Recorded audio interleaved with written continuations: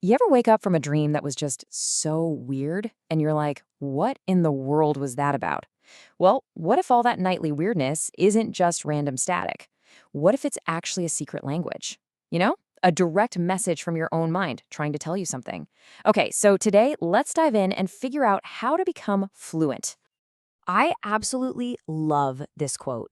It perfectly frames what we're trying to do here. We're going to treat our dreams like these little riddles, right? Like they're meaningful puzzles holding some kind of deeper truth about our lives, and they're just waiting for us to finally pay attention and figure them out. All right, so to decode the message, we've got to understand the messenger first. Our journey is going to start in the secret world of sleep itself. I mean, that's where these riddles are born, right? This totally shatters that old idea that sleep is just this quiet, passive downtime. Nope.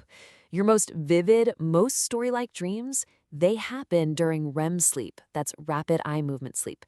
And that's when your brain's internal storyteller just comes alive and runs a full-blown production inside your head. It's wild. So, who's directing this nightly movie anyway? Well, to really get why our dreams are so wonderfully weird, we need to meet the crew, the night shift that takes over the second you fall asleep. Okay, so think of it like this. When you're awake, your logical commander is at the helm, handling all the planning, the critical thinking, making sure the world makes sense. But the moment you hit REM sleep, that commander goes on break. They take a nap. And the night shift crew takes over. This is the imaginative, emotional, super creative part of your brain, and honestly, it couldn't care less about making logical sense. And this is the absolute key right here. During REM sleep, that logic gate is locked. It's shut tight. And that freedom from reason is what lets your mind do some of its most important creative work.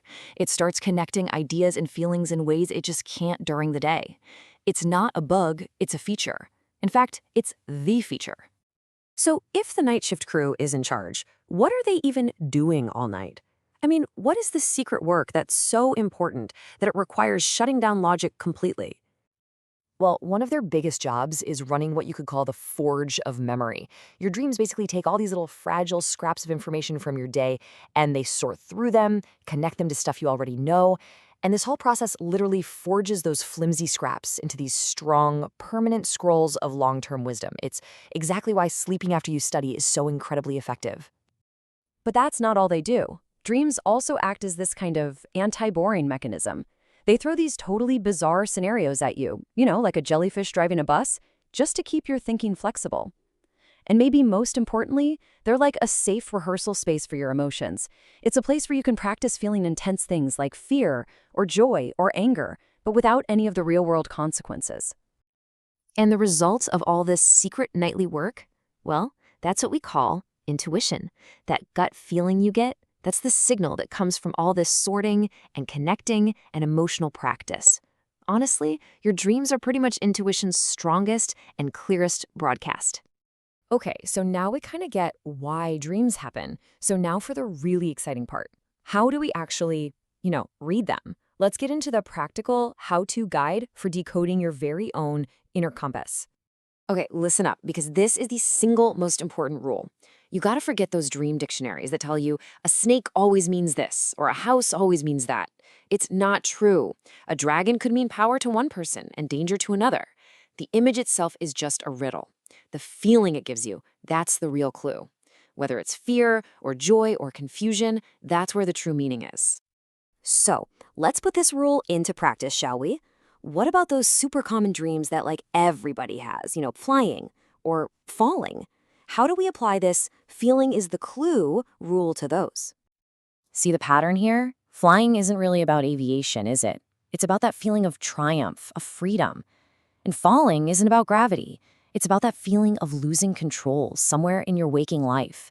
Being chased, your mind is screaming that you're running away from something. You have to always, always connect the image back to the feeling. That's the key. Now, here's a really important warning. Dreams are for self-reflection, not for telling the future. A scary dream isn't a prophecy. Think of it more like a thermometer. It's just showing you that you're running a high emotional temperature. It's a signal to look at what's going on in your life right now and deal with the source of that stress. It is not a sign that something bad is about to happen.